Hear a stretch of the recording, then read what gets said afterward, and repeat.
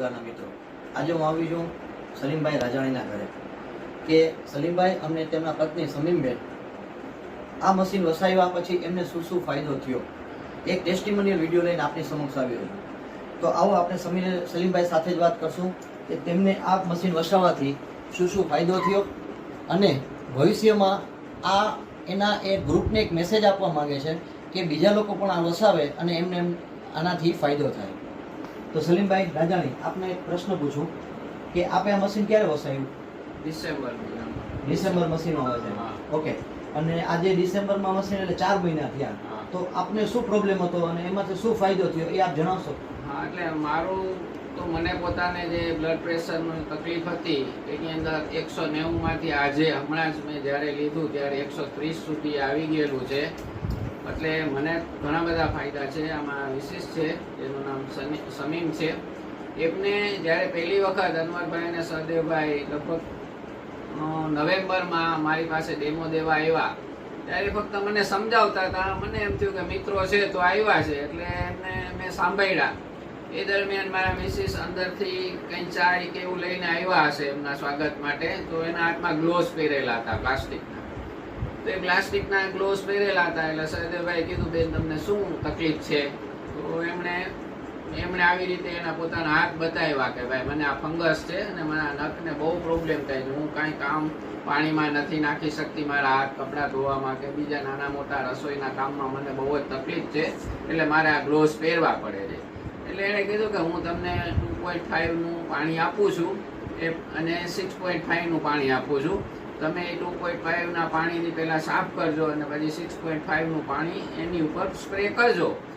એટલે લગભગ આ નવેમ્બરની વાત છે, પણ ડિસેમ્બરમાં જ્યારે મેં મશીન વસાવ્યું ત્યારે આ ફંગસના પ્રોબ્લેમ તો એકદમ 100% સોલ્વ થઈ ગયા. આજે એમને કાંઈ પણ કોઈ પણ જાતનો કોઈ ફંગસનો પ્રોબ્લેમ છે ને એકદમ ફર્સ્ટ ક્લાસ એમના નખ છે અને રસોઈને કપડાં ધોવા સુધીનું ક્યારેક જરૂર પડે તો એ બધા કામ પોતાની હાથે કરી લે છે.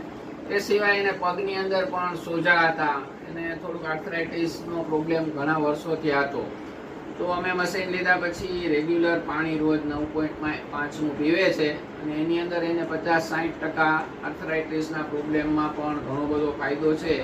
અને એ સિવાય એની આંખોનો જે કાંઈ થોડો ઘણો, અમારી ઉંમર 65 છે એટલે એવું બધું નાનું મોટું આવતું હોય તો એ રોજ આંખમાં પણ 2.5 કે 6.5નું પાણી એમના કહેવા અનુસાર એ છાંટે છે. તો રોશની પણ થોડી વધે છે.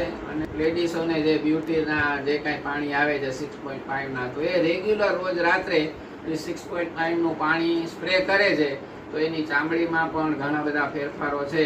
એટલે કહેવાનો મતલબ અહીંયા એ છે કે આ પાણી અંદરથી જે કાંઈ તકલીફો છે એ તો દૂર કરે છે, એ ઉપરાંત એનું દરેક પાણી એટલે કે બ્યુટી માટેનું જે શરીરની ચામડી માટેનો આ રોગો પણ ઘણા બધા નાબૂદ કરે છે. એ ઉપરાંત એની બ્યુટી માટે પણ એને કામ લાગે છે. અને 11.5નું પાણી આવે છે. અમે શાકભાજી ધોઈને કે કોઈ પણ જાતના ફ્રૂટ્સ ખાઈએ છીએ તો એનાથી ધોવે છે.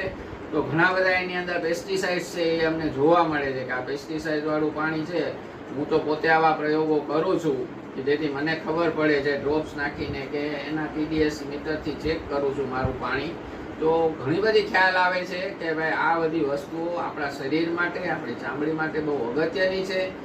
મોંઘું ના કહેવાય પણ કિંમતી થોડુંક છે, પણ પોતાના પરિવારના રક્ષણ માટે દરેકે વહેલું મોડું આ વસાવવું જોઈએ એવી મારી તમને ભલામણ છે કે તમને અવેરનેસ આપું છું કે ભાઈ તમારે આ કામ કરવું જોઈએ. ઓકે સલીમભાઈ, આપના પરિવારમાં આપને સારું થયા પછી તમે કેટલા બીજા મશીન વસાવ્યા છે?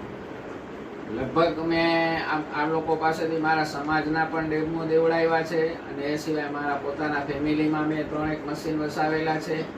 અને હજી પણ જ્યાં મને ખબર પડે છે ત્યાં હું સહદેવભાઈને કહું છું કે ભાઈ તમે અહીંયા આપી આવો ડેવો. વાપી, ગાંધીધામ, કચ્છ, રાજકોટ, ઘણા બધા જગ્યાએ મારા પોતાના સગા સંબંધીઓ છે. મારા સમાજની સાથે હું આખા સૌરાષ્ટ્ર સાથે સંકળાયેલો છું.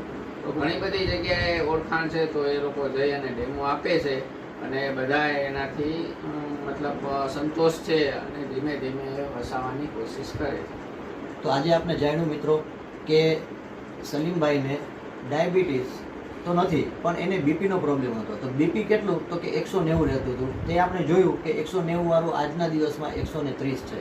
આજે 4 મહિનામાં આટલો એમને ફરક પડી ગયો છે. બીજું કે તેમના શ્રીમતીજીને કે જે હાથની અંદર સામાન્ય આપણા ઘરની અંદર વુમન્સ હોય એને નખની અંદર, નખ કહેવાય ફંગસ, એ ફંગસ પણ છે, એમને પણ સારું થઈ ગયું. બીજું બેનને સ્કિનમાં પણ સારું થયું, આંખમાં પણ સારું થયું. તો આવી જ રીતે આપણે જો આ મશીન વસાવશું તો આપણા ઘરને તંદુરસ્ત રાખી શકશું, એવું પણ સલીમભાઈનું કહેવાનું થયું. એને આગ્રહ પણ કર્યો કે જો લોકો આ મશીનને વસાવશે તો દિવસે ને દિવસે રોગ પ્રત્યેની જે લોકોને વધારે રોગ થતા જાય છે એમાંથી બચી શકાશે. તો ખૂબ ખૂબ આભાર સલીમભાઈ. Thank you.